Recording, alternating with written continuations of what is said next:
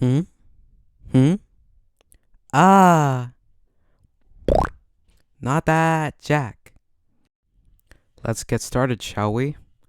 Urusei Yatsura had a pretty good season. It had an interesting premise that hooked a lot of people, or at least me, to it, and some excellent characters that made people want to stay for the long run. I have to say that the character designs for each character in this show were unique. They never got bland, and it seemed as though they were constantly changing because of different scenarios in the show and the passage of time, so their designs weren't reserved to just one basic one. The colors in this series were also a massive draw to people who barely knew about it.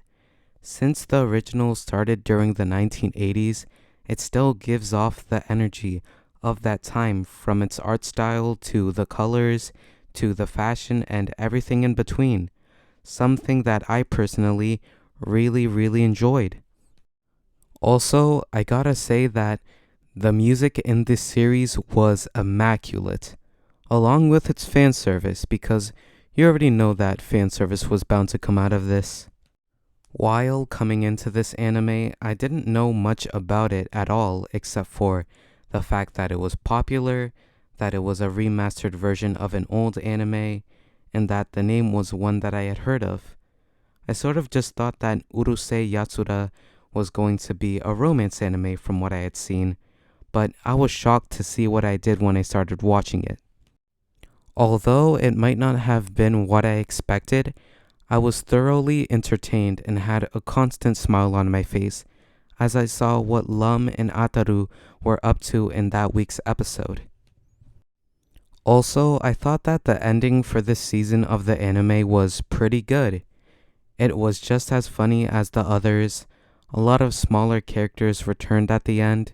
It had a solid idea of what it wanted to do, didn't have a huge cliffhanger, and gave us a really cute scene with Lum and Ataru at the end.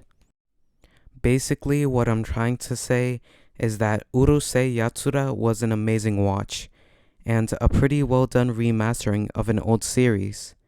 It was funny, cute, never got bland, had beautiful colors, interesting characters, solid music, and just overall enjoyable.